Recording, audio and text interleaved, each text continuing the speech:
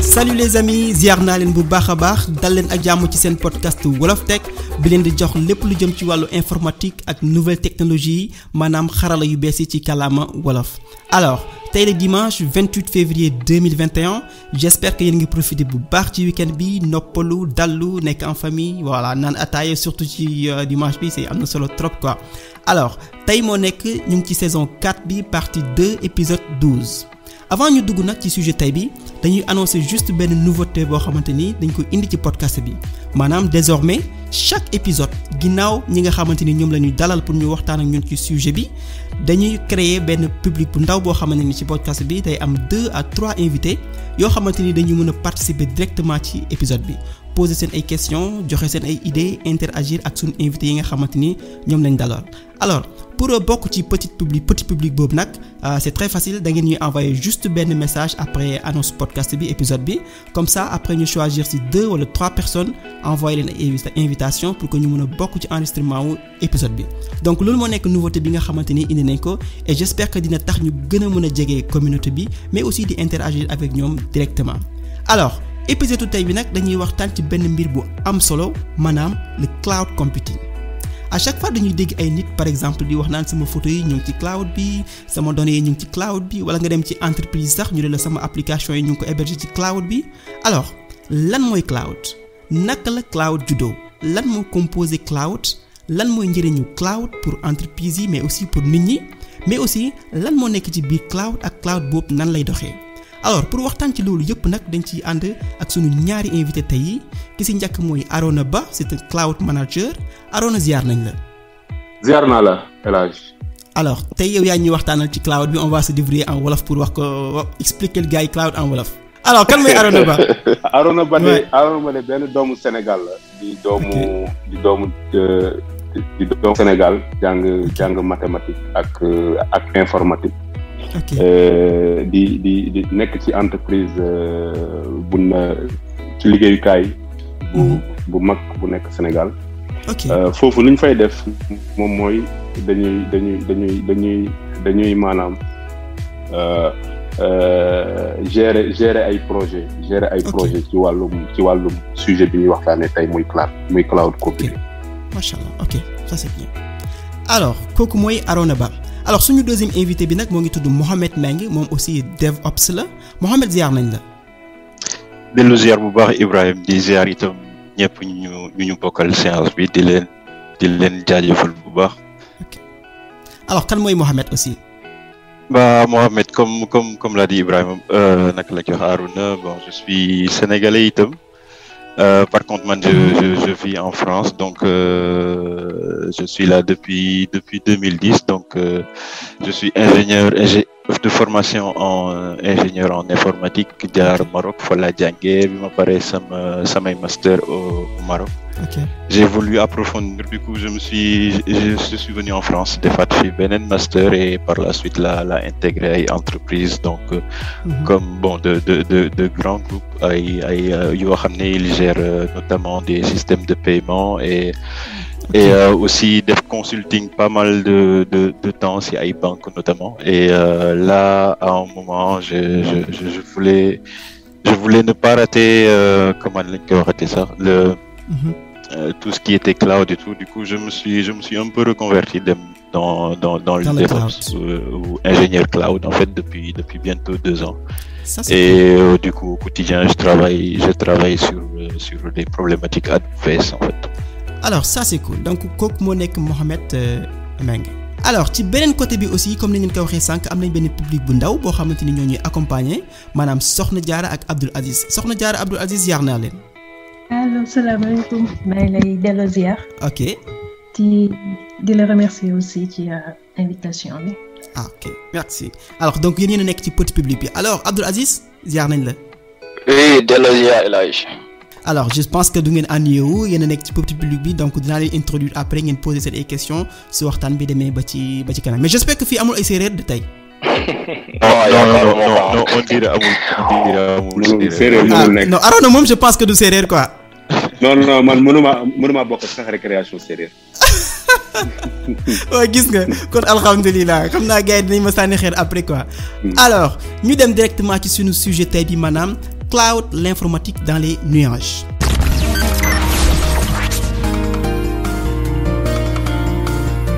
Alors ay année ci ginnaaw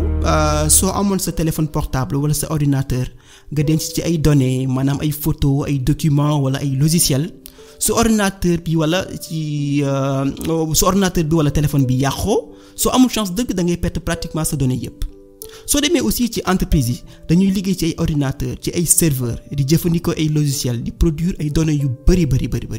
alors yenn saa yi jafe-jafe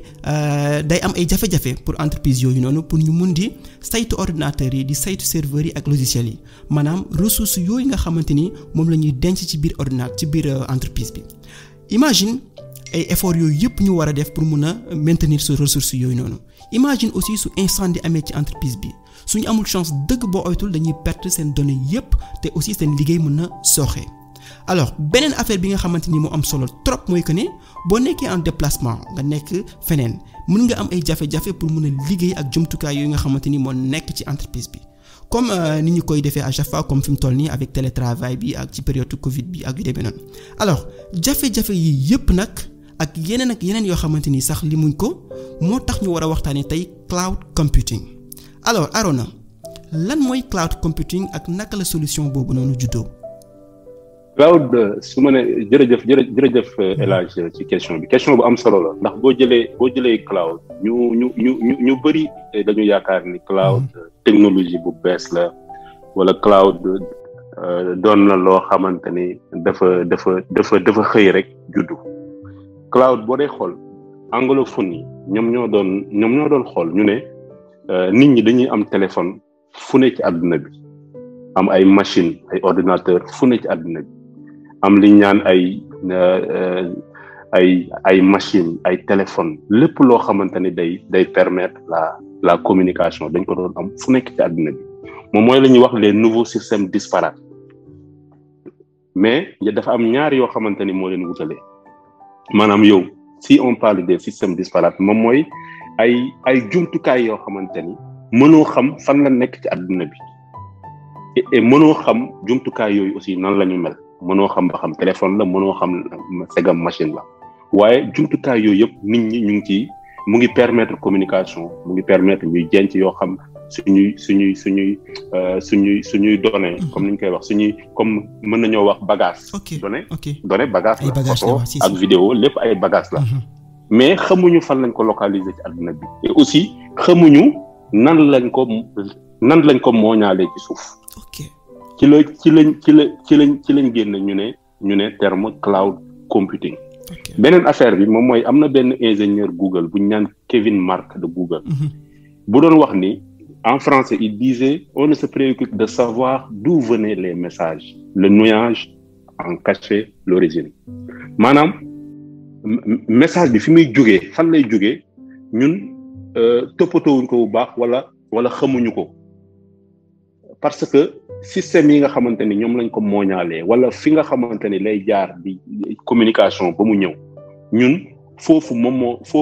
la tuddee ko nuage mu ne affaire bi daal ci ab nuage lay jaar ci maanaam est-ce que duma ko mën naa koo jël est-ce que du ci nuage lay jaar rek ba agsi si ñun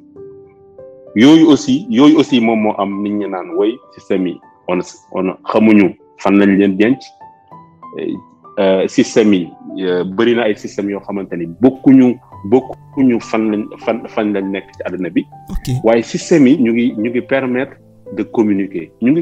ngi permettre de communiquer à travers ci la benn affaire du ñëwee moom mooy à travers internet bi maanaam cloud à travers internet maanaam internet nag dafa am lu bëri loo xamante ni moo ko wundu ci biir moom mooy li nga xamante ni moom mooy les protocoles li nga xamante ni moom mooy ay protocole yooyu moom moo tax nag ngay accéder ay protocole internet yi nga xamante ni moom moo tax ngay accéder ci benn serveur boo xamante ni serveur mën naa ko tuddee benn genre jumtukaay boo xamante ni mu ngi États-Unis mu ngi France internet moom mën naa tax nga accéder maanaam nga jot ci serveur boobu nekk Amérique wala nekk France wala nekk Tambacounda wala nekk Saint-Louis alors que yow yaa ngi Dakar maanaam terme bi bëri na ay genre explication yu ko expliqué mais noonu la juddoo xamoo donné waaw noonu la c'est-à-dire ni nga ko mën a expliquer dafa bëri ni nga ko mën a expliquer mais nañ jàpp ni parfois nga ñu envoyé la benn message ñu envoyé la benn xarale boo xamante ni jumtukaay bi mu nekk yow xamoo nekkul fi nga nekk par exemple nekkul Dakar bi nga nekk mën na nekk États-Unis mën na nekk France mën na nekk fële mais lenn rek moom moo tax nga mën a jot ci information boobu moom mooy information bi am na jumtukaay bu mu nekk mais internet moom mooy li nga xamante ni moom moo tax nga mën a jot ci loolu moom moo tax ñu naan cloud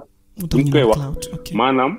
da ngay louer maanaam da ngay louer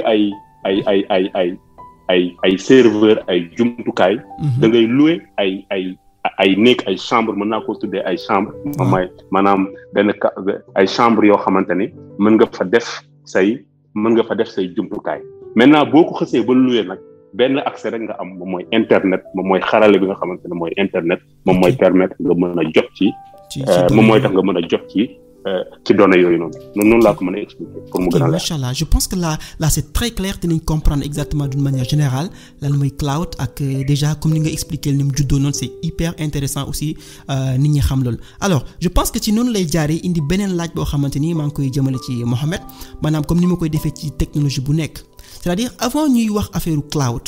naka la entreprise yi daan liggéeyee mais aussi lan moo war a tax ñu utiliser cloud computing Mohamed. Effectivement, Ibrahim, tu as raison. Comme c'est une question intéressante et aussi moi permettre nous vraiment c'est quoi l'approche du cloud. Comme Nico Aruna waxé touti sank là, le cloud c'est la traduction bi c'est nuage et so xolé ne serait-ce que le principe nuage cloud. Alors Mohamed, c'est comme quelque chose d'abstrait en fait. boo mënee sori tuuti sa micro bi dina baax comme ça vent bi du ñëw quoi ñu mën a gën a dégg ni ngay wax bu baax quoi voilà allez vas-y. D'accord, ok ça marche ok c'est mieux. C'est mieux. Ok, très bien. Non dama doon wax ne que cloud dafa nekk de par si turam rek dafa nekk loo xam ne dafa abstrait parce que nuage moom donc da nga koy xool gis ko di nga njort ne am na lu ci ginnaaw rek mais xamoo vraiment lan la et du coup cloud dafa ñëw pour benn instant pour régler yenn problème yooyu mooy lan c'est que avant si entreprise yi da ngay am ay application war ko développer war ko déployer et pour nga mun a def loolu da nga t'étais obligé ut lu ñuy wax naan ay data center pour mun a déployer tey application data center mooy lan c'est que benn bërëb la benn local la boo xam ne da nga fay jël déployer fa say serveur mais du loolu rek parce que local boobu serveur ku ko xam-xam ne que serveur dafay pour mu fonctionner dafa soxla ay affaire yu bëri notamment de l'énergie aussi suy daw dafay génne une certaine chaleur donc il faut que salle boobu mu nekk nga war ko mun a climatiser salle bi aussi vu que ay données entreprise ñoo fa nekk dañ ko war a sécuriser donc dafa am ay nit yu fay nekk te ku fay dugg itam da nga war a li ñuy wax naan montrer patte blanche da ngay ñëw joxe sa carte ñu xool yooyu ay kan gu def li ngay def et souvent sax si data center yooyu dañuy am ay systèmes yoo xam ne c'est assez sophistiqué par exemple yow da ngay sooy dugg dañ lay peser sooy génn itam dañ lay peser waat xool ndax jëloo dara ci biir du coup loolu mooy data center mais data center dafa nekk loo xam ne c'est onéreux dafa pour mettre en place non seulement dafay laajte temps mais itam cher boo xam ne tey li ñuy wax naan ay start-up tey mënuñu jël seen xaalis bugg ne dañuy monter ay data center. Donc loolu moo fi nekkoon au début te parfois sax nga gis ay entreprises yoo xam ne bon ñoom amuñu woon moyen ou data center ce qu'ils faisaient c'est que dañuy jënd ay serveur te bërëb yi ñuy liggéey ci boppam fa la ñuy teg serveur bi nit ñi di liggéey autour ci même local bi te nga gis ne que loolu c'est pas optimum parce que tey ñooñu suñu wàccee war a accéder ci application boobu du loo xam ne day yomb quoi du coup cloud ñëw nag fas yéene yombal problématique yooyu à travers l'accès via internet donc comme ni ko Aruna waxee cloud en tout cas le cloud public pour y accéder t'as forcément besoin d'internet pour le faire. Et aussi cloud dañ koy dégg mais soo xoolee ba xool li nekkoon ci data center yi rek moo nekk ci cloud bi en fait. Cloud lan la def c'est que dafa jël benn bon ñu ngi waxee benn abstraction dafa jël li complexité bi ci ginnaaw yépp. jël ay affaires yu rafet teg ci kanam mooy li ñuy wax naan interface homme machine yeeg ak ay API. ñoo lay permettre yow nga accéder cloud bi mais yow si sa bopp doo xamati sax lan moo am ci ginnaaw. ok loolu mooy cloud en quelques mots. Ok, alors là je pense que c'est clair. Alors Arona am na loo ci bëgg yokk. donc waaw ni ko Mohamed waxee noonu la cloud boo ko xoolee ay. data center la ay kër la mën nañ ko wax buñ ko wax xam nga data center mooy centre de données en français buñ ko bëggee wax nag ci wolof. mën nañ ne kër la rek bu am gardien ci biir courant bi énergie bi y a tout am na ay jumtukaay yoo xamante ne ñu ngi ci biir mën nañ ci def ay calcul mën nañ ci ay données ñu ngi ci biir loolu mooy data center. Maintenant loolu ni ko Mohamed waxee noonu la bindoo quoi parce que wax yenn yi ci wolof day xaw a jafe. non day xaw a compliqué moo tax sax ma bëgg a rebondir ci beneen affaire c'est-à-dire alors pour permettre ñi nga xamante ni ñu ngi ñuy déglu ñu gën a comprendre lan mooy cloud parce que yenn saa yi di nga sax utiliser benn mbir te xamoo nu mu tudd sax te xamoo lan la est-ce que déjà mën ngeen ñu jox benn exemple wala ay exemple yoo xamante ni exemple yu simple yoo xamante ni fu entreprise yi utiliser cloud wala fu personne lambda bi sénégalais lambda bi dëkk au fin fond du Sénégal fu muy utiliser cloud nga xam ne ñoom dañuy gën a comprendre ne ok kon lii mooy cloud quoi. Alors Arona est-ce que mën nga ci jox exemple. benn bu yomb par exemple dama lay jox benn exemple. léegi da ngay gis ñi nga xamante ni dañuy am terrain 300 mètres carrés par exemple. ok dañuy am terrain 300 mètres carrés ñu tabax rez-de-chaussée tabax 3 chambres salon. terrasse dëkk ak seen kër. mais dañuy jékki-jékki ñu ne mais ñun pourtant ñun war nañoo mën a def benn R+1 wala R+2. mais bu ñu defee R+1 R+2 dañuy dem ba nga xamante ne ñu ne mais ñoom premier niveau bi kenn dëkku fa di. tabax nañ ko waaye kenn dëkk fa nekk mooy gardien bi. ñaari chambre ñu ngi fa wala ñaari studio ñu ngi fa ak ñaari appartement. mais nan lañ koy def pour rentabiliser ko du ñu bàyyi noonu léegi kenn dafa nekk. oui. léegi pour rentabiliser ko nan lañ koy def dañ koy louer. ok. dañ koy louer. dañuy jël élage ñu ne ko mais élage yow kaa ñu loué le appartement bi nga ñuy fay. ok xam nga léegi nag boo ko jëlee ci cloud noonu la nit ñi boo jëlee les providers ñi ñuy wax les fournisseurs cloud. ku mel ni Amazon ku mel ni Google ku mel ni Azure ku mel ni Alibaba. dañuy am ay centre de données yu mag dañuy am par exemple ay kër yu mag yoo xamante ni am na ay jumtukaay yoo xamante ni. ci wàllu calcul ci wàllu stockage ci wàllu networking lépp am na fa. mais ñun suñu entreprise ku mel ni Amazon si jaay ak jënd ci retail la nekk ak ci logistique. mais ñun serveurs yi ñuy utiliser yëpp pourtant am na serveurs yoo xamante ni ñun am na ay espace boo xamante ni espace de stockage wala des possibilités de calcul yoo xamante ni ñun mënuñu koo utiliser maintenant nan lañ koy rentabiliser. ok. maintenant dañuy dem s'ouvrir vers le public. ok louer leen loolu moom moo waaw louer leen ko ñëw leen yor nañ ay serveur. ok yéen leen la gi ngeen soxla da ngeen di fay lépp li ngeen utiliser rek da ngeen di fay à l'usage maanaam. lu ngeen lekk rek te xam nga kër yi des fois sax ñu ne la kër bi dañ ko meubler ba pare am na lal am na fauteuil am na lépp yow da ngay ñëw rek installé wu. moo tax nag dañ naan la am na meuble am na lépp maanaam boo ñëwee dañ naan la mën nga def calcul mën nga def stockage. waaye mën nañ la permettre jox la benn jumtukaay boo xamante ni maanaam benn tableau de bord. maanaam ni ñu ko waxee benn genre seet boo xamante ni loo mën a utiliser loo mën a lekk ci données rek wala loo mën a exploiter ci données rek mën nga koo suivre foofu. ok je vois. léegi nag loolu moom mooy meuble yi léegi mën nañ dem ñu ne la. maanaam yow am nga mën nga def calcul mën nga def stockage. mën nga am seetu boo xamante ne day tax nga xam li ngay consommer. ok waaye aussi mën nañ la permettre nga am ay application yoo xamante ni mën nga ko indi fii. ba pare application yi ñu jox la ñu defal la ay jumtukaay yoo xamante ni maanaam ay jumtukaay yoo xamante ni say application da ngay mën à chaque fois bu amee charge de travail maanaam bu liggéey bi bare nga mën koo yokk automatiquement. ok je vois. mais lépp nag mu ngi tegu ci ñaari baat cloud. maanaam te l'accès c'est via internet. maanaam lépp li ngay consommer rek maanaam li ngay jëfandikoo rek moom ngay fay. moom ngay fay quoi ok. mooy seen système de tarification bi xam naa dina ci wax après sax ci kanam quoi. moom mooy système de tarification. ok alors par exemple man su ma yoree sama téléphone di utiliser je pense que Google Drive wala may utiliser iCloud wala genre de donc man bu ma jëlee sama photo yi di ko stocké ci iCloud donc maa ngi utiliser cloud bi aussi. yaa ngi koy fi ni nga koy waxee nii yaa ngi utiliser cloud Zoom fan la nekk.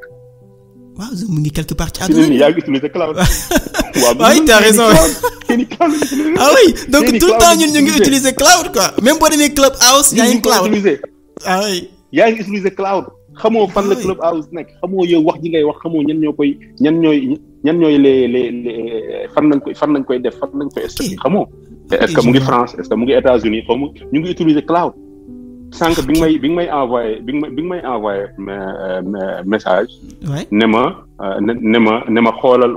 xoolal. maanaam xarale bi ma la envoyé xoolal mail bi ma la envoyé. fan nga ko envoyé Gmail nga ko envoyé. Gmail oui ça c'est sûr. c'est du Gmail cloud la. ah oui donc ñun dañuy yeewu soo ba ngoon jot di utiliser cloud. alors donc ñun Arona chaque fois ñu ngi ci nuage yi ça c'est sûr ñu ngi ci nuage yi à chaque fois. ñu ngi ci nuage. alors je pense que foofu lay jaaree laaj aussi sama public bi petit public bi alors je pense que nekku leen di ennuyé wu fi ngeen nekk mais vous êtes très sage hein gars yi defuñ benn bruit quoi alors ma jox kàddu bi Soxna Diarra qu'est-ce que vous dites est-ce que am ngeen ay questions yoo xamante ni bëgg ngeen ko poser wala est-ce que comprendre ngeen déjà li ñu jotagum wax quoi. alors di la jaajëfal tamit parce que yaakaar naa ne explication bi leer na ci même ko xam ne si mosul jàng mosul dégg cloud ni ngeen ko expliquer dinañu permettre personnellement man permettre na ma am benn idée bu gën a leer. léegi man dafa am benn laaj moo doon laaj comme ci wàllum statistique informatique décisionnelle laay def maanaam côté data science du coup benn laaj laa doon laaj sa invité yi maanaam ban est-ce que mën nañ imaginer cloud sans data scientist te loolu soo amee ban rôle la ci data scientist yi di jouer xaw ma nag dama anticiper question bi wala de doon ngeen ci doon ñëw mais la plupart question yi mu doon laajte tamit yu bëri tontu ngeen di sans autant ci wax pour wax ne rek c'est riche daal pour l'instant. allez merci beaucoup alors donc damay bàyyi wala ma jël kii Abdoul Aziz yow bu fekkee da nga def sa question wala nga contribuer alors vas-y après gars yi doon répondre ci question yooyu. oui Diago maa ngi ziar gars yi bu baax te di rafetlu aussi seen définition yi ñu joxe ci cloud computing bi bon jusque man ci liñ jot a expliquer daa am juste li may laaj. parce que sànq expliquer nañ comme ne cloud bi dafa am ñu koy gérer. te réellement am na ñu koy gérer ñoo xam ne est-ce que entreprise dina nangu jox ay données cloud ay données benn entreprise boo xam ne. moo ngi nekk à l'extérieur di gérer ay propres données supposons ñoom. am na ku ci nekk kenn ci ñoom ku ci nekk ci genre développement monétique. entreprise monétique. du coup te reste une bonne idée ngay jël say propres données yoo xam ne c'est typiquement confidentiel nga koy remettre entreprise parce que si l'on se souvient bien en 2014. xam nañ ne sécurité ci cloud desoon na bañ ñu xoolee ne. Gmail ci boppam ñoom amoon nañ genre panne bu mel noonu. donc du coup est-ce que normal na. en tant que entreprise yoo xam ne yow da nga war a réserver say données kenn dafa war a confidentiel nga koy jox yeneen entreprise ñu la koy gérer.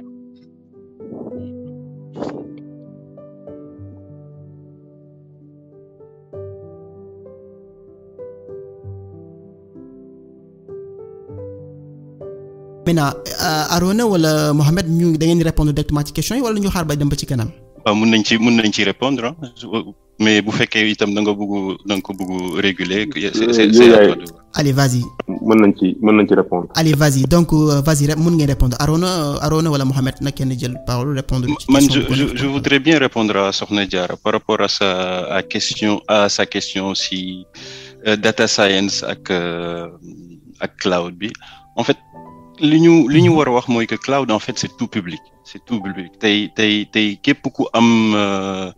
besoin ci soxla naka lañ koy waxte serveur wala ay traitement wala ay calcul wala stockage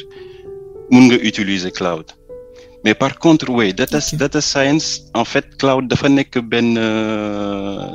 benn jumtukaay boo xam ne dafa faciliter tout ce qui est data science parce que data science souvent dafa soxla ay calcul yoo xam ne c'est dafa xaw a gudd dafa xaw a soxla ay ressources soo xoolee par analogie par exemple tey soo nekkoon ci benn entreprise nga war a def data science war a def ay yenn calcul yu xaw a compliqué yi da ngay soxla ordinateur balaa ngay am ordinateur da nga def sa demande ki la ko war a defaral dem escalader dem laaji keneen bon une chaîne boo xam ne c'est du jeex balaa ngay jot ordinateur bi fekk ne yow peut-être sax soo góorgóorlu woon tuuti pare say traitement du coup cloud bi la lay permettre nga naka lañ ko wax sax accélération boobu nga accès boobu à serveur yi ak rapidité de calcul boobu c'est presque illimité en fait en termes de performance bi la cloud bi di may moo tax effectivement data science ak cloud lëkkaloo bu baax en fait mais suñu waree généraliser moom le cloud moom c'est pour tout le monde ok ça c'est hyper clair quoi ça c'est clair alors question sécurité bi loon kii di wax est-ce que Arona mën nga ñu ci indil ay leeral waaw li question bu am solo la même question bi Mame Diarra posé question bu am solo la te réponse maanaam réponse bi ci Mohamed wax doy na te leer na quoi maintenant question sécurité ak cloud dafa doon question boo xamante ni même boo nekkul cloud question sécurité dafay posé wu même boo nekkul cloud question sécurité day posé wu mais dafa am loo xamante ni les ñi nga xamante ni ñoom ñooy jaay cloud dafa am loo xamante ni dañ koy wax maanaam yow par exemple boo nekkee entreprise maanaam dafa am li ñuy wax les données sensibles les données critiques xam naa ni question boobu question bu am solo la les données sensibles si exactement maanaam mais maintenant lan ngay xool da ngay xool en termes de législation maanaam da ngay xool législation maintenant yow da nga am ay données yu critiques te leeral la ay données bancaires nga am ay données bancaires par exemple wala ay données yoo xamante ni ça concerne un état wala données yoo xamante ni ça concerne les données de santé d'un pays maintenant mën nga xool leen bu ñu xoolagum prix bi mais mën nañu xool cloud de proximité maanaam dañuy xool ki nga xamante ni moom mooy jaay cloud ki gën a jege suñu dëkk Sénégal la ñu nekk maintenant dañuy xool ñu ne ñan ñooy cloud provider Sénégal ñu ne diw ak diw ak diw maintenant ñu ne diw ak diw est-ce que ñoom seen cloud seen data center c'est certifié est-ce que ñoom am nañ ay système de protection des données est-ce que ñoom am nañ lii ak lii te gañe nañ benn yoon maanaam yow boo nekkee entreprise say données sensibles gañe nga benn yoon parce que am nga fi nga dëkk am nga fa benn cloud provider maanaam am nga koo xamante ni mën na la jaay cloud xam nga li ma la wax donc boobu doo poser wu problème sensibilité des données parce que yow sa données sont à proximité de chez toi maintenant am nga beneen affaire boo xamante ni mën nga koo am mën nga ne yow bu nekkee say données critiques mën nga bañ a poser wu la question de souveraineté ou bien la question que l'entreprise, que mes données soient en France, soit aux États-Unis ou bien soit en Allemagne, ça ne pose pas problème. Mais si toutefois, dans une forme, dans un genre problématique, il y a une première étude boo xamante da nga koy def da ngay xool est-ce que yow say cloud provider ñoom respecté nañ les normes maanaam yoon li ñu teg. Ok, les normes de sécurité quoi. wàllu wóolu bi nag beneen affaire.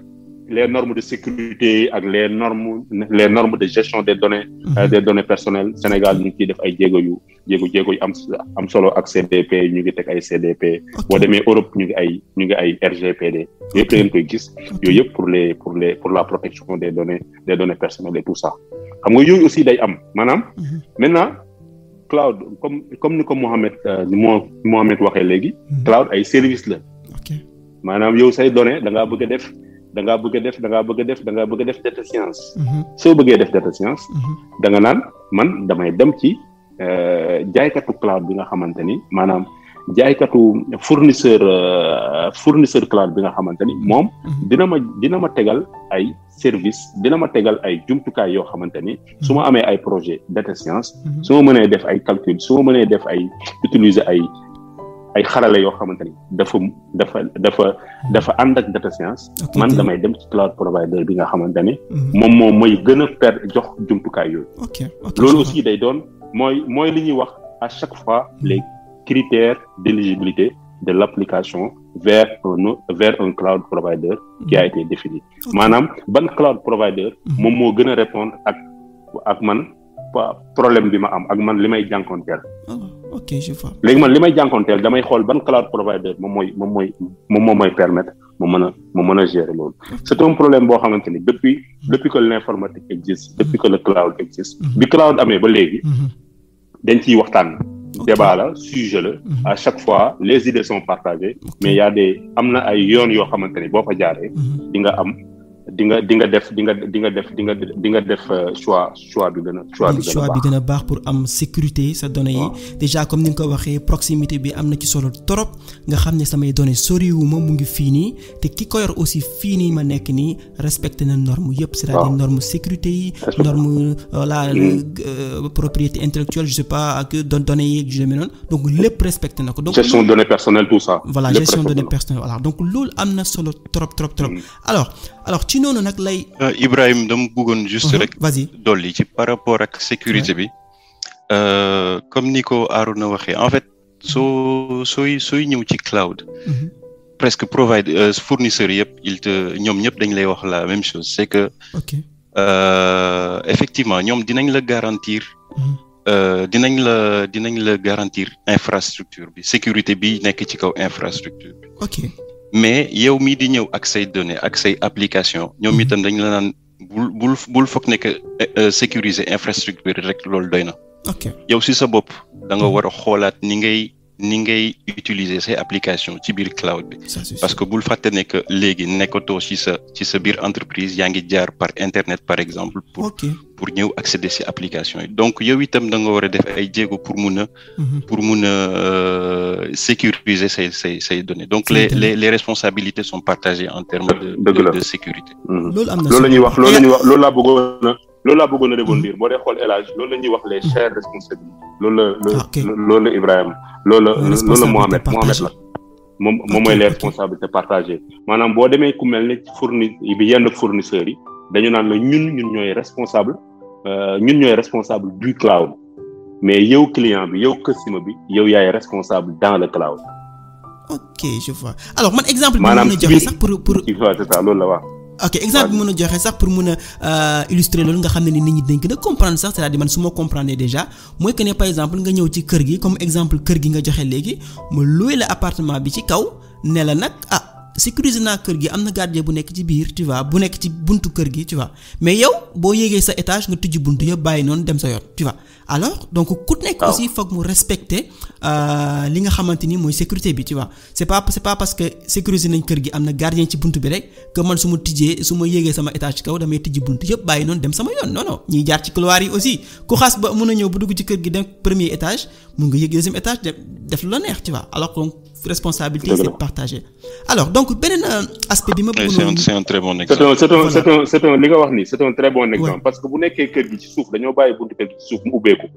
loolu responsabilité borom kër gi la mais bu nekkee teg na fa gardien mu tëj yow nga yéeg premier étage fenêtre bi wala buntu bi nga bàyyi ko mu ubbeeku nga yeewu ne sama ordinateur bi de sàcc nañ loolu yow la ordinateur bi ñu ko sàccee ñu yàqu moom mais bu fekkee comme sujet bi ñuy wax nii mooy cloud bu fekkee t'es prévenant say données fekk na nga def ko ci cloud bi. dëgg la fekk na nga def waaw loolu aussi dañu bari benn débat non mais je pense que dinaa def benn épisode spécial ci sécurité uniquement sur le cloud quoi parce que domaine boobu dafa yaatu trop sax quoi alors je pense que même question bi nga xamante ni moom la Abdoul Aziz posé dafa répondre à déjà beneen question sécurité boo xamante ni bëggoon naa ko poser donc jaratul sax ñu si ñëwaat alors fi may dem fi mu toll nii mooy alors si épisode yi nga xamante ni jot nañ ko def ci passé waxtaan nañ ci affaire méthodologie agile waxtaan nañ ci affaire DevOps maa ngi saluer de passage Mansour Dramé ak Gora Faye alors mu nekk ay approches yoo xamante ni day permettre liggéey bi nga xamante ni mooy jaar nekk ci biir entreprise bi gën a jaar yoon mais aussi mu gën a efficace alors Mohamed lan la cloud bi indi ci lu bees ci soppi doxalin bi nga xamante ni moom moo nekk ci biir entreprise yi te ñu koy wooyee maanaam transformation numérique des entreprises lan la ci cloud indi lu bees. waaw posé nga aussi question bu am importance te question bi li mu naralal en fait moo lay wan logique bi nga respecté ci ces 3 dernières émissions yi. et on dinañ ko gis en fait soo xoolee tey sànq bu ñuy wax affaire data science maa ngi naan la da ngay bu njëkk da nga daan nekk ci entreprise bi nga war a am sa machine def sa demande am ku ko war a traiter escalader mu yéeg ça prend énormément de temps pour que nga mun a jot juste machine bi nga war a defee te soo ko jotee yow itam war nga ci installer ay application bi kenn xamul en fait depuis avènement depuis bi cloud accès ba léegi on parle beaucoup de li ñuy wax naan time to market c'est time to market mooy benn entreprise am benn idée benn application temps bu muy def durée bu muy def entre idée boobu ñu koy am ak produit fini bi bu muy agsi ci marché bi nit ñi di ko jëfandikoo en fait cloud dafa agsi pour faciliter loolu yow tey soo soxlawee tey par exemple je sais pas ndax mus nga ji sob tuuti dugg ci AWS wala beneen. si. li nga daan nekkee en entreprise soxla benn serveur ñu war la ko jox en 3 semaines voire même des mois pour nga jot ko. tey soo yegsee si AWS ne ko dama soxla benn serveur en même pas 5 minutes sa serveur tàkk na mu ngi lay xaar. ok donc loolu day permettre si biir entreprise yi. le fait que ñuy war a mun a implémenter wala defar benn application dafay gaaw te aussi ñu ngi doon wax affaire sécurité beeg yooyu bu fekkee teg nga ko ci yoon sa application non seulement dina gaaw nit ñi dinañ ko jëfandikoo mais itam dina sûr donc loolu mooy benn fànn bi ñu doon wax sànq mooy accélérer time to market en fait. loolu benn avantage la. deuxième avantage bi ma gis mooy. moom la ñuy wax développement stratégique entreprise bi c'est que en fait cloud dañ ko war a gis comme benn outil en fait et ñu aussi bañ ko jël comme benn effet de mode parce que ñu bari dañuy juum def ko keroog je pense Gora non c'était pas Gora celui que t'avais eu si affaire agilité mu ngi la koy wax nekk Gora la c'était Gora que agilité outil la en fait cloud aussi c'est un outil waruñu ko jël rek buggu dégg diw dem na ci cloud man itam damay dem ci cloud nañ def ndànk aussi parce que am na ay inconvénients dinañ ci ñëwaat ci kanam mais ci par rapport ak développement stratégique bi yow tey entreprise nga ne dama bugg léegi affaire yi gaaw damay ñëw rek jël cloud commencer nit ñi commencer sama employé commencer liggéey ci cloud loolu soo ko defee en fait du avancer parce que cloud dafa andi benn nu ñu koy waxee benn paradigme la ñuy wax bu bees boo xam ne ni sa entreprise doon fonctionner avant da ngay ñëw par exemple ci biir entreprise bi nga gis benn développeur nga gis benn te développeur bi ndeysaan ñoom dañoo sonn quoi su ma lay andil benn exemple par exemple en général ce qui se passe c'est que da ngay gis benn commercial moom liggéeyam moom day jaay donc moom entreprise bi am na application moom léegi moom moo war a jaay application bi client yi commercial bi day dem démarcher dem gisi client yi ne ko man sa waay man am naa benn application bu bien de boo xam ne moom soo ko jëlee mu war na la mun a régler ay problèmes yu bari client bi ne ko waaw man application bi bëgg naa ko waaye am na benn fonctionnalité boo xam ne su ci amul moom duma ko mën a jënd. commercial bi en général dëgër fiit ne ko bon loolu garaaw fonctionnalité boobu dina ci am. commercial bi dellu entreprise dem wax développeur bi ne ko sa waay man jaay naa application bi de mais am na fonctionnalité bu manqué et il faut que defaral ma ko. Bah oui, exactement. sa waay il n'a pas le choix parce que dafa war a développer su développé wul ñu dem escalader chef beeg yu kenn xamul mu mujj ko def. moom léegi mu defar mu implémenter affaire bi mettre ko en place développer packager léegi war a déployer mu dem gisi sysadmin yeeg opérationnel yi gars yi ne ko sa waay c'est bien li nga defar moom baax na de waaye man li ma yitteel mooy fi ma koy déployer li nga defar ni bañ ko yàq en fait. Du coup dañuy nekk ci benn espèce de dualité entre objectif kii di développer ak kii di déployer parce que kii di développer moom dafa bëgg application bi client bi jot ci mais kii di déployer moom li ko intéressé mooy que ay serveur am bañ a daanu parce que soo ko joxee moom war na def ay test d'intrusion ak ay test robustesse ak yu kenn xamul. Du coup li application bi waroon agsi lu ñu waroon déployer par exemple dans l'après-midi ça va prendre des jours voire des semaines à arriver. Donc loolu pour ñu régler ko si lañ andee DevOps. DevOps moo permettre ñu régler problème boobu mais on a réglé ce problème juste entre le dev et l'ops. Problème bi ci kanam moo nekkoon commercial boobu nag pour nga mun ko dugal ci process boobu mu leer ko ne moom tey balaa muy jaay dara il faut mu méngoog lii développeurs yi mun a def ak lii opérateurs yi mun a def ak lii aussi codir beeg ñëpp mun a def si lañ andee agilité mais pas seulement agilité mais aussi safe mooy li ñuy wax agilité à l'échelle. En fait agilité à l'échelle mooy agilité bi ngeen doon wax keroog mais juste appliqué ci entreprise bi yëpp. Parce que le but de l'agilité c'est surtout que ñëpp en fait bokk même vision ci entreprise que ce soit codir beeg que ce soit développeurs yi ñëpp xam ne que ñun on est là pour satisfaire le client à travers la production de valeur. Je vois. Du coup soo ñëwee tey nga ne da ngay def cloud nga commencer DevOps forcément pour que DevOps bi marcher il faut que nga englober tout ça par de l'agilité soo defee agilité mu leer la ne am na parce que équipe bu nekk les équipes ne sont pas indépendantes ku ci nekk dina bu fekkee ku nekk dafa bëgg def agilité à sa manière ça va pas le faire. Et c'est là où Safe mooy ñëw englober loolu yëpp. def que tout le monde marche vers le même but donc loolu mooy développement stratégique entreprise bi donc si développement stratégique boobu cloud benn outil la rek boo xam ne mooy permettre ñu accéder à tout ça donc apport bi man je vois ces deux apports là mooy accélération de développement application yi et utilisation bi et aussi le côté stratégique pour l'entreprise en fait. Alors je pense que là c'est hyper clair raisonnement bi nga def c'est-à-dire fi jógee ci agilité jaar ci DevOps tu vois après jaar ci comme CF bi nga wax noonu tu vois jaar aussi ci apportu cloud bi dans la transformation numérique des entreprises ça c'est hyper important alors léegi dañuy jéem a gën a dugg en profondeur pour waxtaan ci profondeur cloud parce que ba léegi ñu ngi ci aspect compréhension bi naka lay doxee ak yu demee noonu mais il faut que ñu dugg en profondeur parce que suñu waxee cloud il faut que ñu xam ci biir naka la organiser woo mais aussi naka lay doxee alors Arona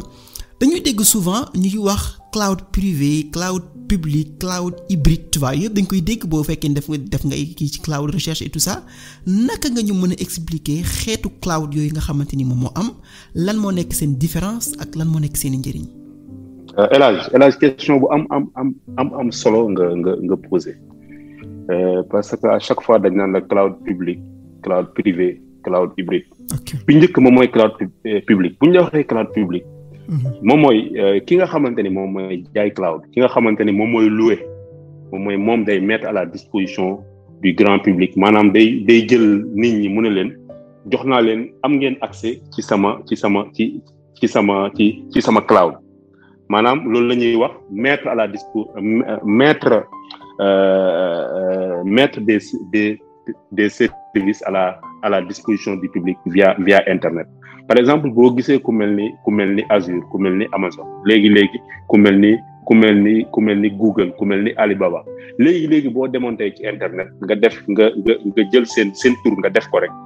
dañ lay yóbbu ci benn li ñu naan console ci benn genre li ñu naan na la benn page boo xamante ni mën nga fa dugg nga inscrire te doo jaar fenn foofu rek ngay dem internet ngay dem nga dugg nga jënd ay machine wala nga louer ay machine wala nga jënd stockage wala nga def loo bëgg foofu te doo jaar fenn amoo benn gàllankoor. ok amoo benn gàllankoor loolu mooy cloud public c'est-à-dire ñoom dañuy jël ñu ne public am ngeen accès ci suñu cloud benn su ngeen amee internet rek am ngeen accès suñu cloud. ok ça c'est clair. maanaam après nag ci la ñuy teg ñu ne way mën nga fay ak carte bancaire mën nga dugal boo duggee fu mel ni Amazon wala Google dañ naan la da ngay dugal sa carte bancaire léegi yow loo consommé rek nga fay mais amoo benn restriction. ok amoo da ngay dem internet rek léegi mën nga am compte Amazon wala compte Google wala compte Azure. ok loolu bu nekkee cloud public loolu la. ok loolu la wax ko ci wolof day xaw a. non je pense que comprendre nañ sax c'est-à-dire accès bi yomb na je pense que ni nga ko expliquer clair na c'est-à-dire nit ñi dinañ comprendre lan mooy cloud quoi allez mën nga continuer ci cloud privé bi quoi ak hybride. beneen cloud privé bi dañ koy wax. maanaam il faut juste des autorités comment dire des utilisateurs autorisés. ok autorisés des utilisateurs li ñuy wax c'est-à-dire bu ñu waxee cloud privé moom mooy kenn mënul ñëw rek am accès suñu cloud comme ni ma la ko waxoon ci cloud public bi ku ne mën naa ñëw accéder mais cloud privé il faut des utilisateurs autorisés. loolu moom maanaam dañ la koy dañ autorisé nan lañ ko mën a waxee ci wolof sax. maanaam dañ lay ñoo xamante ni permettre nañ leen ñu ñëw dugg ci foofu quoi. c'est-à-dire mu ngi mel ni comme exemple. permettre nañ leen ñu ñëw dugg ci kër gi. mu ngi mel ni néeg bi nga joxewoon ak kër gi rek. dafa am ñoo xamante ni dañ leen teg ci buntu. ñoo am caabi ji. voilà exactement c'est ça voilà. ñoom ñoo yor caabi ji dafa am ñoo xamante ni ñoom ñoo yor caabi ji. waaye li ci ëpp bu ñuy wax cloud privé moom mooy entreprise bu mag moom moo naan man am naa sama cloud privé. maanaam dama koy jël sama infrastructure bopp laa am sama cloud privé maintenant mën na nekk cloud boo xamante ni y a un groupe d'utilisateurs autorisés groupe d'utilisateurs autorisés moom mooy entreprise bi ci boppam am na ay nitam yi nga xamante ni ñoo fay liggéey ñoom développeurs yeeg administrateurs yeeg mën nañoo utiliser ressource cloud privé cloud boobu nga xamante ni ci biir entreprise bi boobu moo ko moom waaye ubbilu ko ñi nga xamante ni nekkuñu ci biir entreprise bi. ok maanaam ubbilu ko. waaye mën na ko ubbilu ko public bi yëpp. ok je vois. waaye chaque fois la notion d'utilisateur autorisé day ñëw quoi. parce que entreprise bi bu nekkee dafa am ay partenaires. Même bu nekkee cloud bi ci biiram la nekk. mën na ni utilisateurs yi nga xamante ni en externe lañ nekk. bi kii diw ak diw. sama partenaire lañ damaa war a liggéey ak ñoom dama leen di jox accès sama cloud privé. ok ça c'est clair là je pense que c'est très clair. waaw léegi nag beneen bi ci des moom mooy cloud hybride bu ñu la waxee cloud hybride moom mooy entreprise bi dafa am cloud privé boppam. ok waaye entreprise bi li ko jaaxal moom mooy. dafa am ay gàllankoor wala dafa bëgg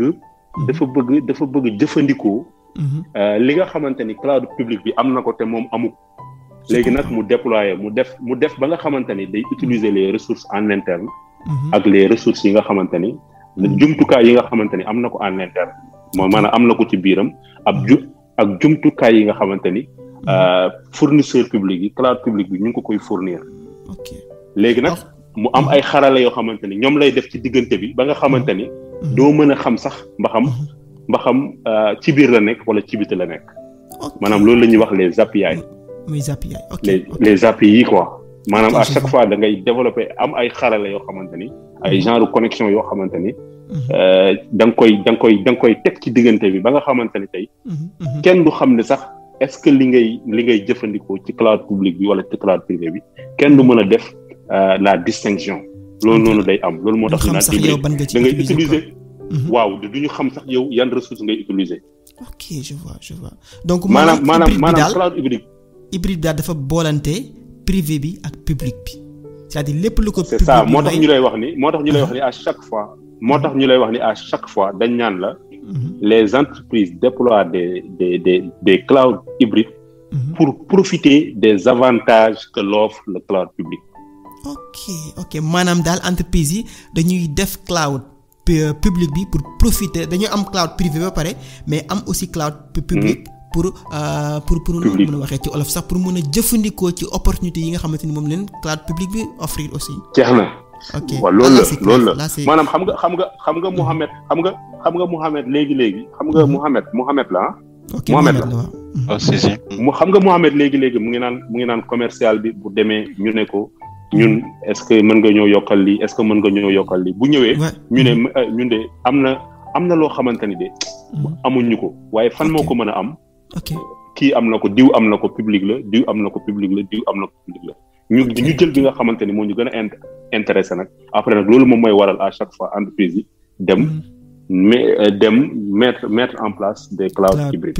loolu la quoi question d'opportunité la quoi alors là je pense que c'est très clair réponse bi leer na trop alors xam nañ comprendre nañ xeetu cloud yooyu nga xamante ni moom am mais aussi am na lu ñuy wax ay type de service yoo xamante ni moom la cloud bi di offrir bu ci mel ni damay dégg ñuy wax en général logiciel en tant que service plateforme en tant que service infrastructure en tant que service mooy yi ñuy wax ay SaaS PaaS ak IaaS xaw ma je pense que noonu la ñu koy waxee ak yeneen yu bari yoo xamante ni am na ci biir cloud bi c'est-à-dire ay données ay DaaS am na ay bëgguma wax raas na quoi gars yi fo ne damay wax affaire fecc la quoi donc bëri na trop alors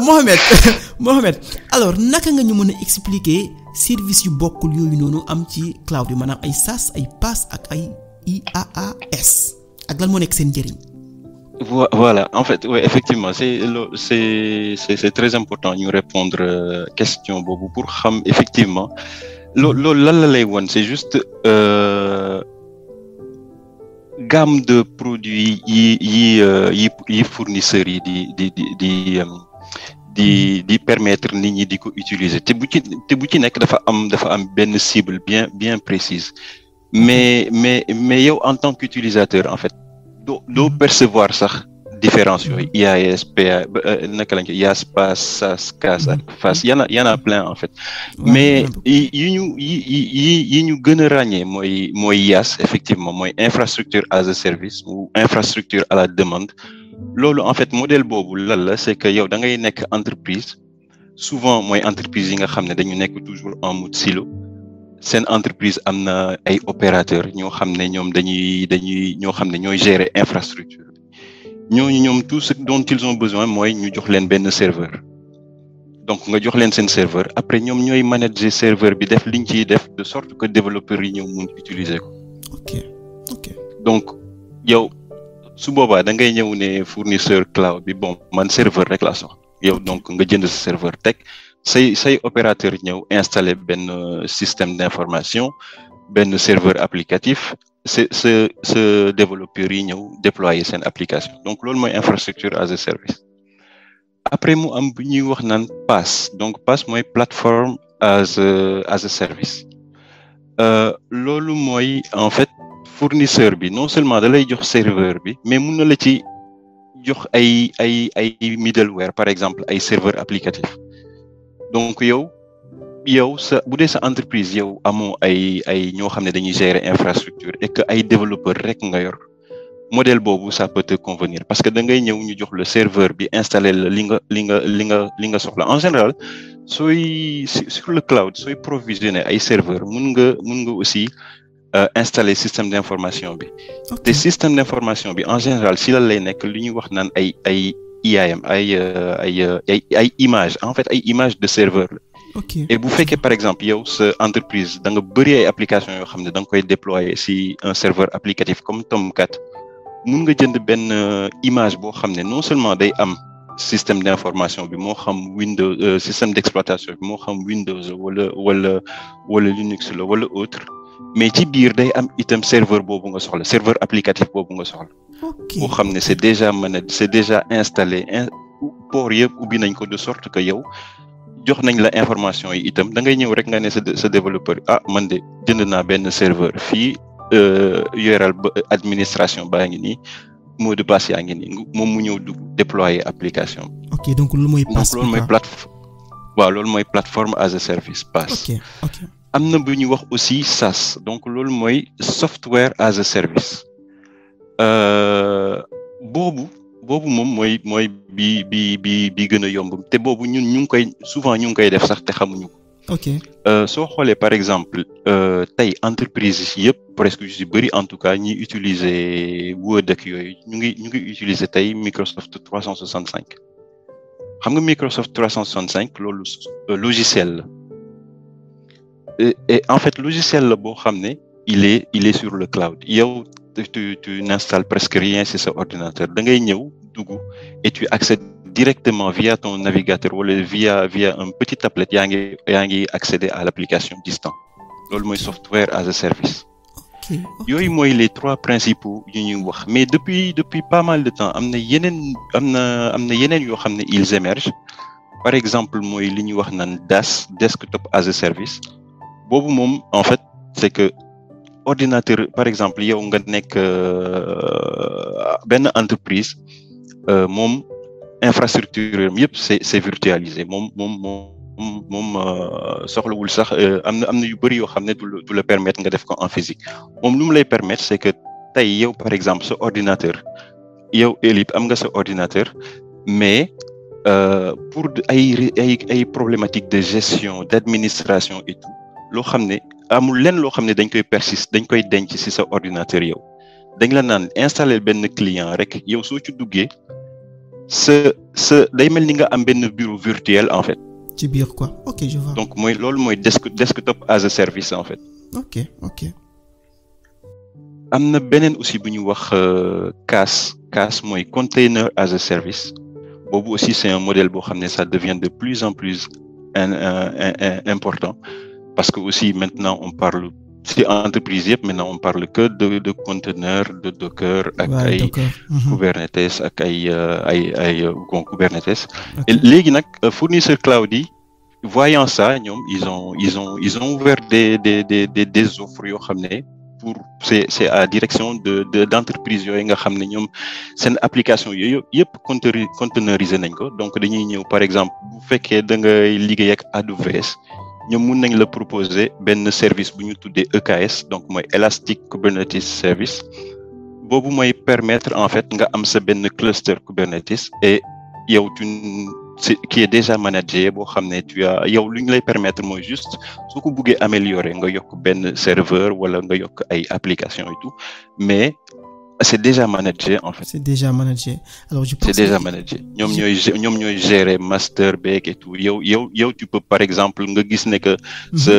li ngay déployer dafa commencer bëri mun nga yokk benn machine ci biir pour que sooy déployer nga bañ a am problème de ressources. Exactement si. Alors je pense que services yi bëri nañ trop c'est-à-dire bu ñu ko naree lim yëpp sax. je pense que dinañ fi yàgg c'est-à-dire am na ay comme ni ma ko waxee. TaaS RaaS am na ay stockage as service je pense que communication as service bëri na. effectivement alors li may wax à chaque stockage as a service boobu ouais si non juste pour stockage as a service boobu mooy par exemple genre Dropbox ak ay wala Google Cloud yeeg yooyu yëpp c'est effectivement yooyu yëpp ça existe. alors li may wax à chaque fois ci épisode bu nekk et dama koy répéter alors épisode yi ñuy def ci podcast bi c'est pas pour jàngale exactement la mooy cloud mais dañuy joxe toujours information tu as parfaitement raison. après gars yi nag dañuy dem ci internet bi wala ngi dem ci bibliothèque yi ou ay livres pour gën a approfondir seeni connaissances alors. tu as raison Arona am na beneen affaire boo xamante ni man xam dama ko waaj a fàtte sax tu vois c'est-à-dire à chaque fois suñu waxee aussi cloud damay dégg ñuy wax ay mots yu mel ni mutualisation ak virtualisation alors Arona lan mooy mutualisation lan mooy virtualisation ak lan moo leen boole ak cloud bi quoi Arona def sa micro da nga ko dafa. sama micro yéen voilà. non Arona xam naa reeragoo de sûrement reeragoo ah. déedéet. allez vas-y. ay kii la rek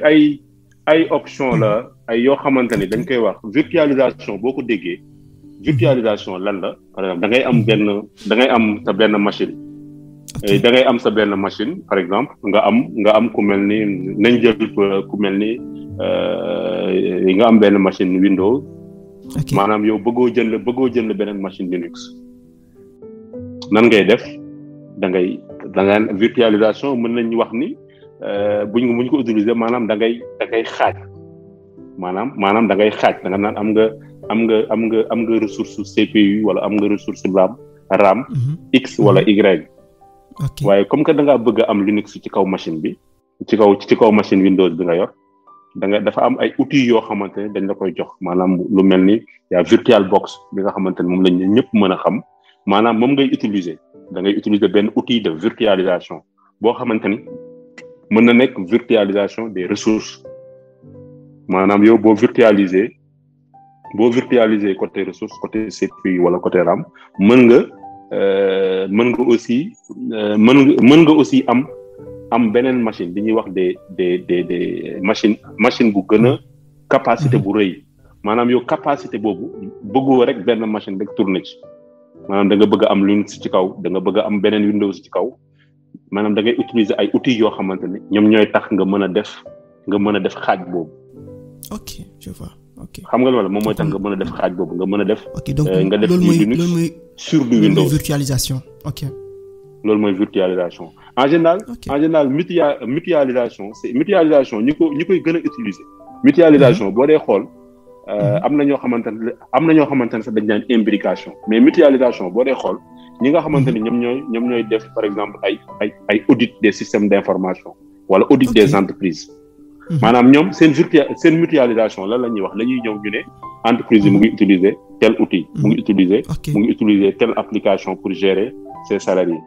beneen partie bi mu ngi utiliser par exemple entreprise bu bëri ay filiales par exemple su bëri ay filiales ñu ne mu ngi utiliser lii pour gérer ses salariés maanaam dañuy jékki-jékki bi ñu defee audit ñu ne mais ñun entreprise bi comme que benn entreprise la tey ñoo jéem a boole ñu utiliser benn application pour au moins gérer côté coût xam nga wala côté mën a simplifier yombal gestion bi xam nga wala yombal lii dafa am ay recommandations yoo xamante ni moom mooy pousser au comité de direction ñu ne waaw dañuy mutualiser maintenant au lieu ñuy utiliser 5 applications dañuy utiliser benn application boo xamante ni moom moo ñuy permettre ñu gérer loolu en général noonu lay demee. maintenant les plateformes virtuelles parfois dañ naan les plateformes virtuelles mutualisées boo koy dégg parfois noonu lay demee da ngay gis par exemple benn cloud provider comme ni ko Mohamed waxee léegi. mën na am benn client boo xamante ni comme El Hadj yow da ngay utiliser de 8 heures ba 10 heures da ngay utiliser ay ressources yu bari. ok xam nga la man mii nga xamante ni man mën naa ne 8 heures ba 10 heures du ma utiliser ay ressources yu bari. ok je vois. xam nga la man aussi mën naa ne de 10 heures à midi damay utiliser ay ressources yu bari mais ñun ñëpp ñu ngi utiliser benn application cloud dañuy utiliser maanaam benn fournisseur cloud provider moom moo ñuy jaay moom moo ñuy permettre ñu héberger suñuy application. à chaque fois loolu moo tax moom mooy maintenant y a pas de cloud et virtualisation. ok parce que soubassement bi derrière ce qu'on te vend derrière c'est des choses qui sont virtualisées. ok maanaam boo dee xool ku mel ni VMware moom moo fi indi ay virtualisation. si je vois. moom mooy c'est le pionnier de la virtualisation. après nag ñoom ñoo gën a xarañ ci wàllu virtualisation ak cloud public. maintenant bi nga demee nag cloud public non dama ne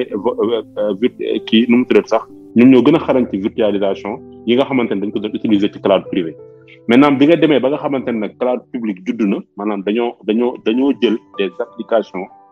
ñi nga xamante ne dañoo am ay applications bëgg a utiliser cloud public bi maintenant les cloud providers ñi nga xamante ne ñooy jaay cloud ñoom c'est des choses virtuelles qu'ils te vendent. ok je vois.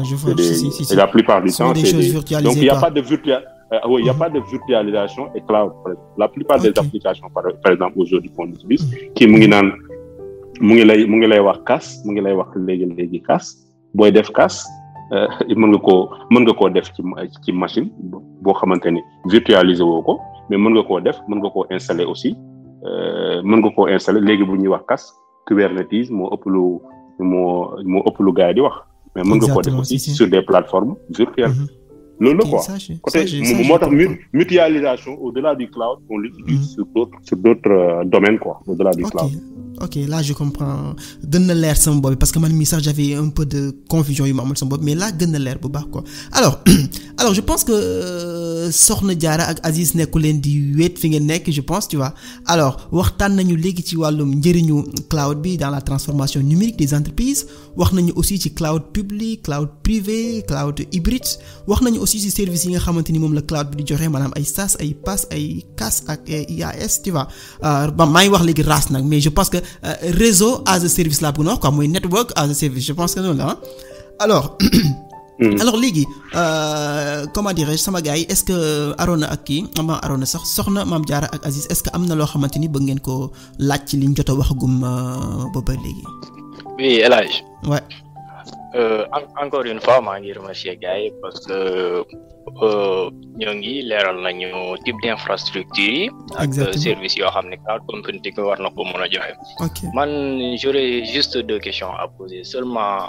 pour les entreprises léegi en termes de production. Processus et sécurité. Ok. ban moo gën a utile soit ñu jënd seeni serveur di gérer seen bopp seeni données wala soit ñu abonné ci cloud bi. Ok. Aussi ma deuxième question est la suivante est-ce que l'accès et la sécurité du cloud dépend des API. Ok ndax accès bi ça dépend des API quoi. Voilà surtout la sécurité du cloud est-ce que day dépendre ci API yoo xam ne ñoo ko tenir. Ok je vois alors xaaral ma jël directement Mame Diarra comme ça après ñu mën a boolante yëpp après mun cee répondre d'accord allez Mame Diarra. Merci beaucoup donc man de yaakaar na question yi ma préparé woon yëpp à l'avance pratiquement tontu nañ ko au cours de ci waxtaan bi. Donc moo tax bëgguma woon a anticiper dès le début ndax xam naa ne ci di ngeen ki ñëw ci point yi ñëw ndànk-ndànk pratiquement question yi ma amoon mooy différents types de cloud yi le privé public et hybride. Ok donc gën nga comprendre exactement naka la cloud bi demee quoi. Exactement donc alors je pense que instant bu nekk dama doon wax naa déglu après peut-être point bi ñëw dina ko aborder avant. Ok alors je pense que war nañu applaudir bu baax sama gars yi parce que ils ont très bien expliqué le truc quoi franchement je suis très content ouais. Non merci en tout cas un point. Ok alors donc ñu continuer directement ci li nga xamante ni mooy yeneen questions yi parce que nag en fait dañuy jéem a tënk nag parce que pratiquement léegi heure bi sax passé nañ ko tuuti tu vois alors ñu demaat ci alors suñu ñëwaatee ci suñu discussion bi pour résumer déjà question wu kii bi Abdoul Aziz bi dañ ci répondre après quoi ci kanam tuuti alors suñu ñëwaatee léegi ci discussion bi pour résumer un peu li ma bëgg noo xam mooy ngeen wax moom mooy ça c'est pour yéen ñaar ñëpp Arona ak Mohamed alors ci tënk lan moo nekk avantage yu cloud ci wàllum technique mais aussi ci wàllum avantage yi nga xam ne am na ko ci économiquement quoi lan moo nekk avantage yu cloud du point de vue technique ak du point de vue économique. waaw cloud allo yéen a ngi may dégg ah. oui waaw mi ngi lay dégg bu baax waaw boo demee fu mel ni ci avantage yi dañoo bari. bari nañ trop à chaque fois benn bi mën nañ ni. accès bi déjà yomb na. maanaam bu nekkee cloud public la internet boo ko amee mën nga accéder benn ngo. beneen bi moom mooy côté mise à jour. par exemple. mise à jour moom mooy mise à jour nan lañ ko mën a waxee sax moom mooy yeesal wala beesal. waaw yeesal noonu lañ ko waxee exactement c'est ça. maanaam yow waaw yeesal beesal bu nekkee da nga yor ay serveur yoo xamante ni da nga ko yor nga jékki-jékki nga naan man mise à jour yi tey laa ko war a def wala suba laa ko war a def maintenant boo demee ci cloud bi mise à jour boobu ki nga xamante ni moom moo la jaay cloud bi moom mooy gérer. li ñu naan mise à jour des serveurs yi version serveur yi yooyu. moom moo koy gérer. waay si. kon loolu wàcc na la. exactement wàcc na la coono bu wàcceeku la quoi moom mooy li ñuy wax mise à jour ak. coono bi wàcc na la mise à jour ak évolution bi moom moo la koy beneen bi moom mooy wàllu sécurité xam nga sécurité parfois bu ñu koy wax dañuy wax sécurité logicielle mais li gën a am solo Mohamed dina ci Mohamed mu ngi nii xam na ko moom mooy sécurité physique. par exemple tey bu nekkee tey da ngaa am sa data center imagine la nga dugg ci data center yi par exemple nga nekk ci zone boo xamante ni zone de guerre la wala quelque chose comme ça gars yi sànni fa bal wala gars yi sànni fa benn bombe ci data center bu nekkee yow demoo woon ci cloud bi xam nga da ngay ñàkk. ça c'est sûr xam nga da ngay ñàkk mais nag bu nekkee da ngaa dem ci cloud bi cloud provider bi même bu nekkee ni y a des systèmes de réplication système de redondance cloud provider bi moom am nañu ay serveur am nañu ay data center ay centre de données fépp ci àdduna bi. ok maanaam yow même bu nekkee ni tey bu nekkee dañ naan la les data centers du cloud provider ne sont pas disponibles en France. bu nekkee yow application yi c'est liñ naan redondé nañ ko vers dañ koy redondé vers les data centers qui sont aux États-Unis qui sont en Afrique du Sud qui sont en Guinée ou bien qui sont au Mali. Tu vois. Donc la sécurité foofu noonu dañ la koy garantir la disponibilité et la sécurité dañ la koy garantir beneen bi moom mooy bu nekkee yow jaaykat nga xam nga 14 février wala Noël nit ñi dañuy bëgg ay cadeau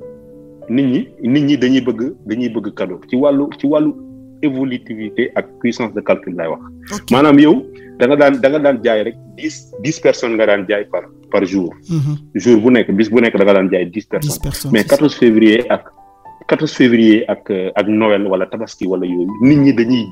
ay 1 million de personnes ñooy jënd. ok je vois. cloud bi da lay permettre li ñaan passage à l'échelle lay permettre yow nga yokk ressources yi. que ce soit CPU que ce soit RAM mën nga koo yokk automatiquement sans pour autant arrêter application. ok ça c'est hyper intéressant.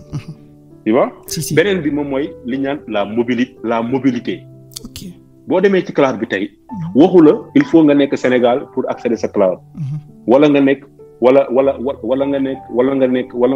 nga nekk Ziguinchor pour accéder sa cloud foo mënti nekk ci àdduna bi. mën nga accéder ci sa cloud. bi may jeexalee moom mooy la partie automatisation et l'innovation. beaucoup de services yoo xamante ne da lay permettre nga automatiser la partie billing moom mooy li ngay fay nan ngay recevoir ay email li ngay automatiser ay déployer des applications nan ngay automatiser tey suba tey nga ne da ngaa bëgg arrêter chaque 8 heures da ngaa bëgg arrêter say machine yooyu yëpp ay services yoo xamante ne la dañ la koy proposer pour la partie automatisation. beneen bi nga xamante ni moom moo gën a am solo moom mooy la partie innovation. ok tey élage tey boo bëggee tey boo amoon tey benn idée d'innovation doo fi nekk tey nga naan da ngay dem jënd benn machine physique nga indi ko teg taal internet installé déedéet da ngay dem ci cloud bi rek directement puis test l'idée test and learn et nga xool bu la neexee sax nga partager ak le grand public. Puis avoir des feedbacks pour faire de l'amélioration continue. Ça c'est pratique quoi,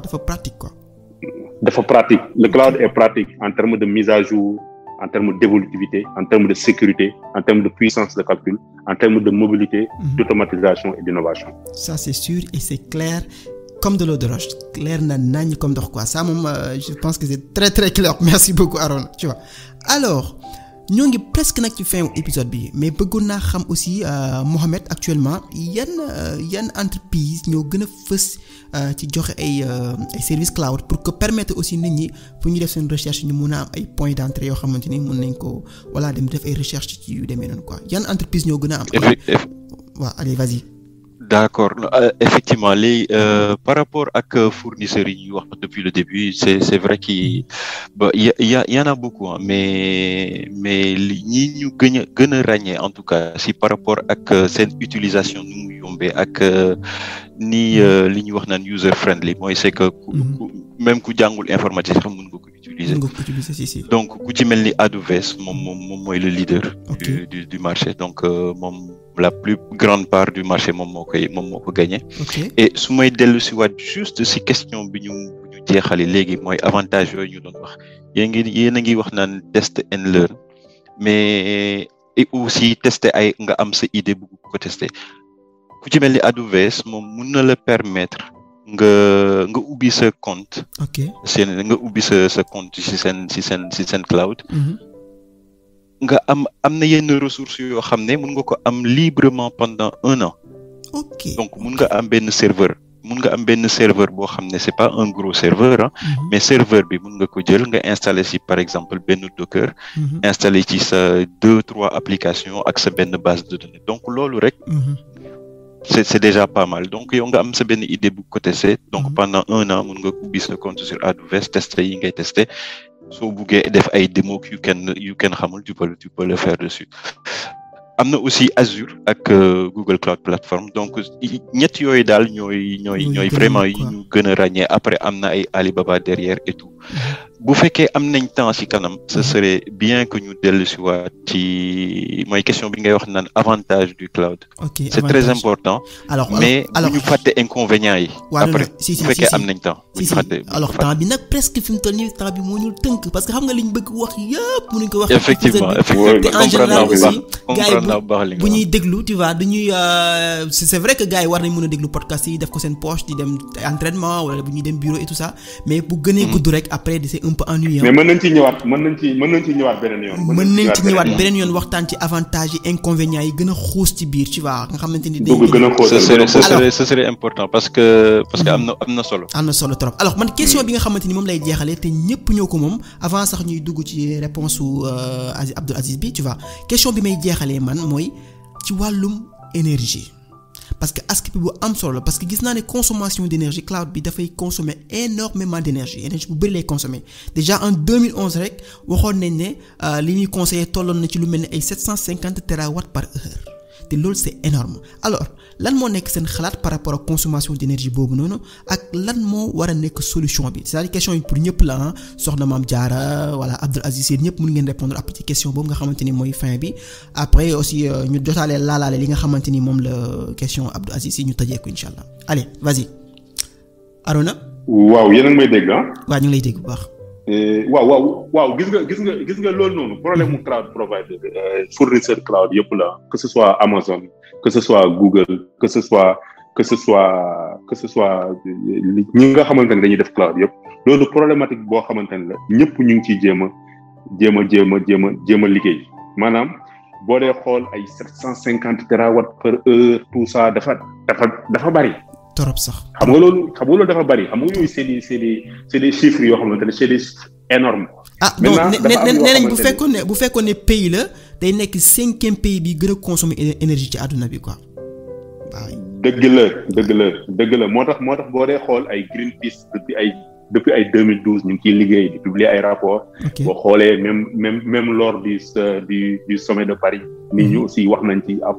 entre réchauffement climatique tout ça. cloud bi apport bi mën a indi tout ça. mais boo dee xool récemment ñi nga xamante ne ñu ngi suivre actualité cloud récemment y a les CTO bu mel ni Amazon. bu ci wax. ok maintenant boo dee xool même Google boo dee xool. ñoo ngi ñu ci ba gën a bëri ñu ngi orienté wu vers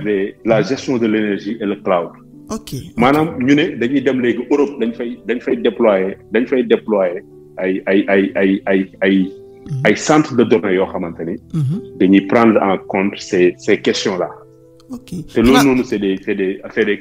waaw. xanaa moom la ñuy wax ay informatique vert xaw ma genre demee noonu.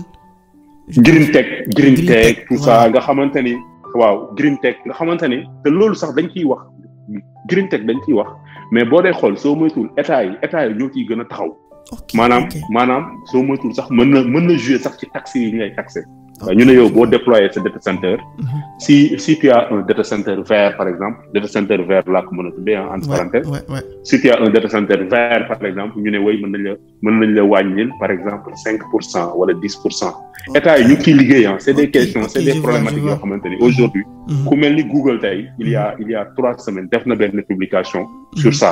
ku mel ni Amazon aussi il y a 3 semaines il y a le chef technical officier qui a fait aussi un article sur ça. donc c'est des questions yoo xamante ne ñu ngi fi et loolu ça permet d'innover c'est des questions d'innovation aussi parce que cloud en même temps da lay permettre nga innover mais ñoom aussi dañoo bëgg a mettre en place des innovations majeures sur des questions importantes. Bah oui, ça c'est relatives sûr. à au réchauffement climatique. Exactement. Et man j'aurais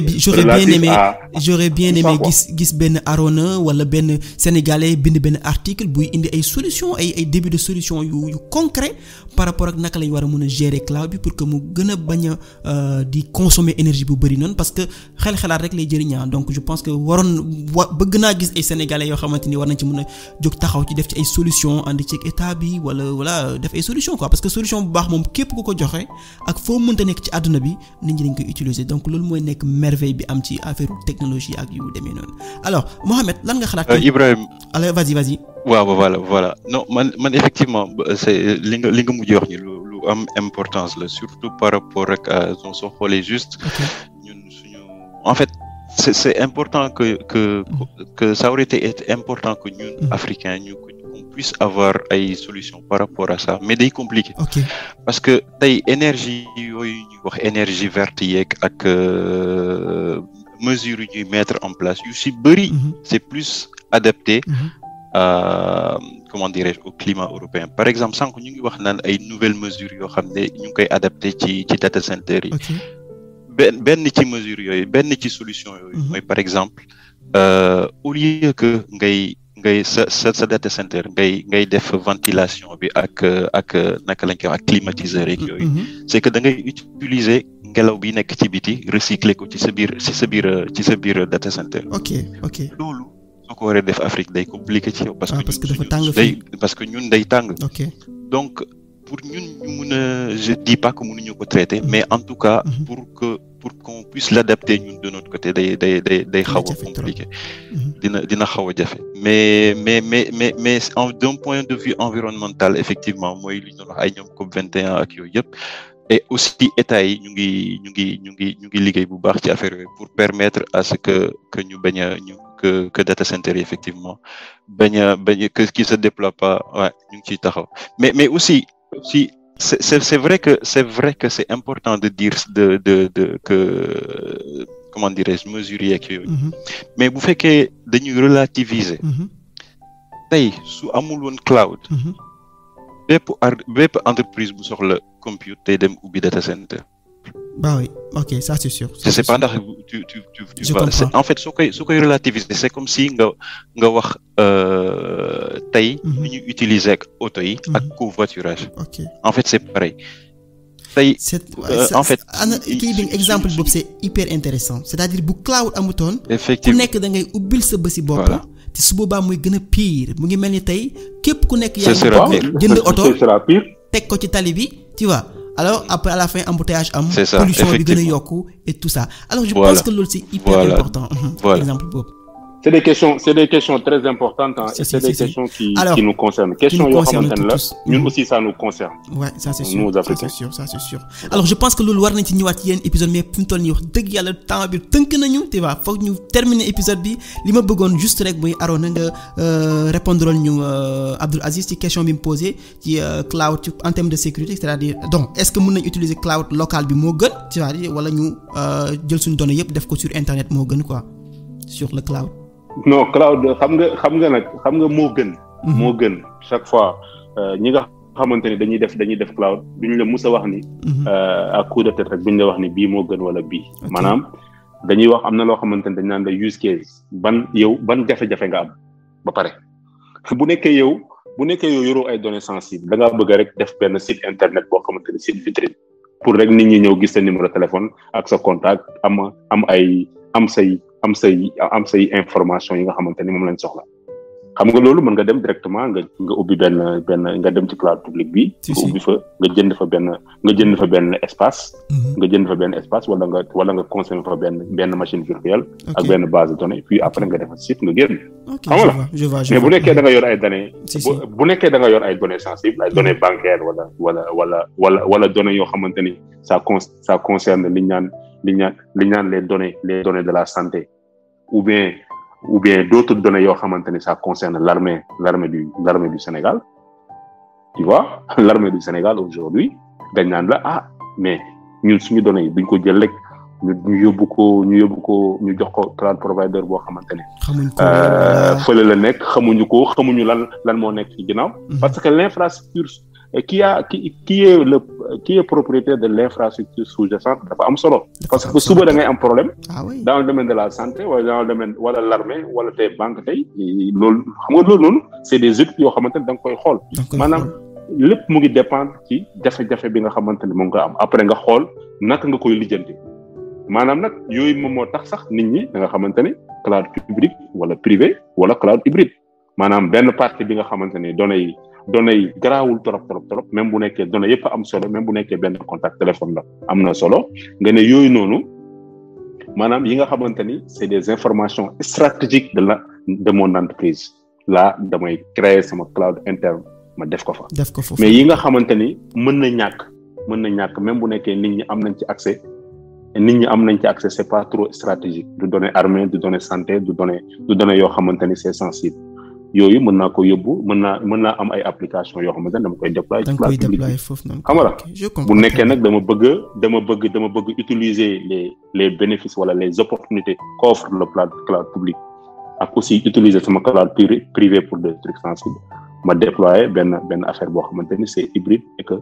ça me permet d'avancer quoi donc lépp mu ngi ci parce que cloud li gën a am solo aller vers le cloud on le dit souvent et on le dit toujours c'est un projet d'étude qu'il faut faire exactement puis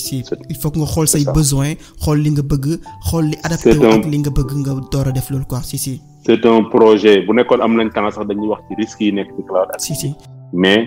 mais c'est un projet boo xamante ni mën na ci ñëw mais mën na ci ñëw après dina ci ñëwaat après ci yeneen jotaay alors je pense que maintenant ñu ngi yegg ci fin épisode bi tu vois alors li ma bëggoon rek mooy public bi c'est-à-dire ma soxna Diarra ak Abdoul Aziz ngeen joxe seen mot de la fin avant ñuy terminer épisode bi allez vas-y soxna Diarra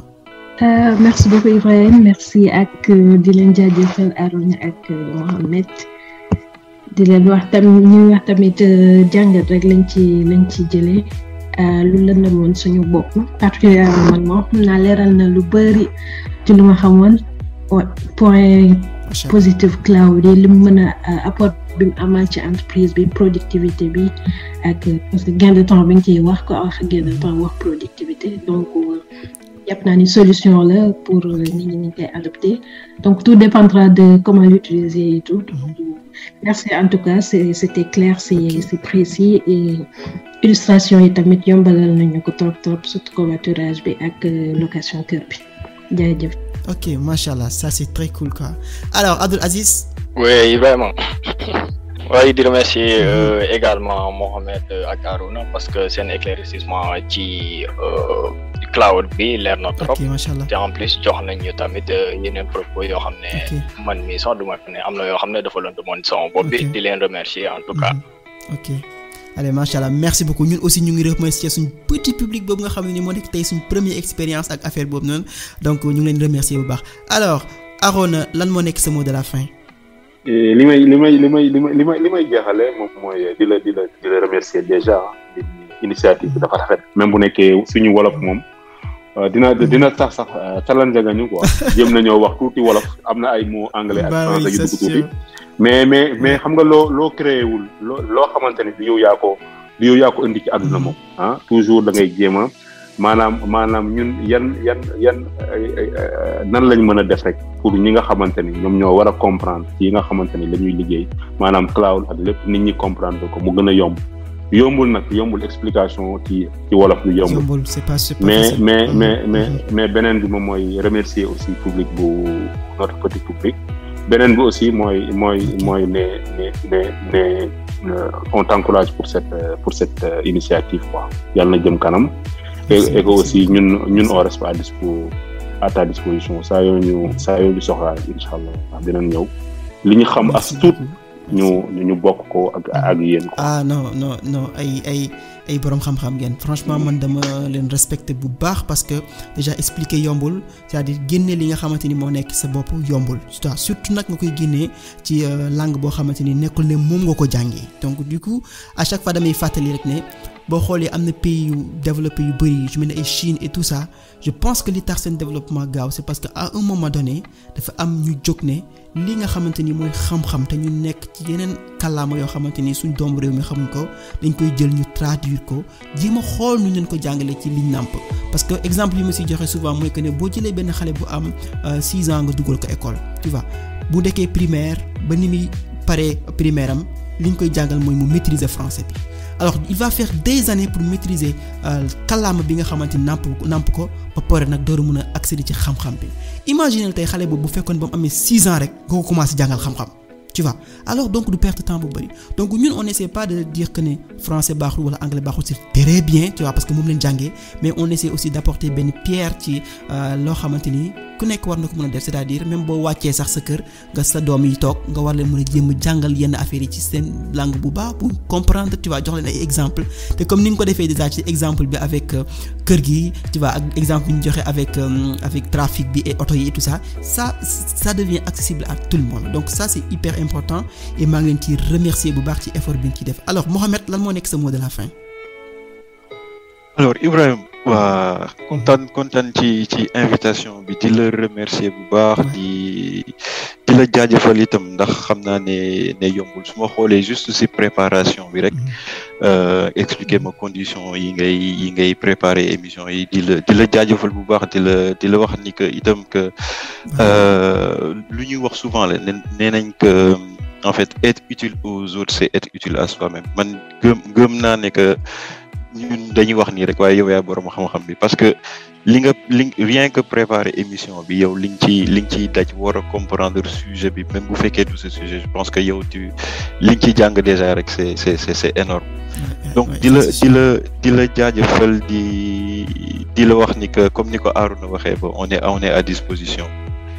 xam-xam moom dëkkul fenn kenn moomu ko et soo ko amee itam te partagé ko bés da ngay dem ba ko fi donc on est à ta disposition et di jaajëfal aussi petit public mais c'était un grand public de par ces questions c'était très intéressant okay. Et di leen remercier bu baax itam di remercier aussi Arouna et éclaircissement c'était bien et man mi jàng naa ci ay yu bëri itam. ok jërëjëf merci beaucoup allez donc franchement les amis maa ngi leen di remercier bu baax merci franchement à vous tous merci aussi à Adja Fall bi nga xamante ni moom moo tax ñu am initiative maanaam créer benn petit public ci côté bii nii donc ci idée bu ñu am ak moom la c'est-à-dire di waxtaan ak moom ci Facebook ci Twitter nii rek après elle m'a proposé idée bi ma ne pourquoi pas ñu dugal ko bi et ça montre juste l'importance de la communauté ak li ñuy def kenn ku ci nekk mën na see jàpp pour que mu gën a baax alors merci à tous. Merci. Jërëjëf. Merci, bonne soirée. Très bon dimanche et prenez soin de vous. Allez, ciao, merci.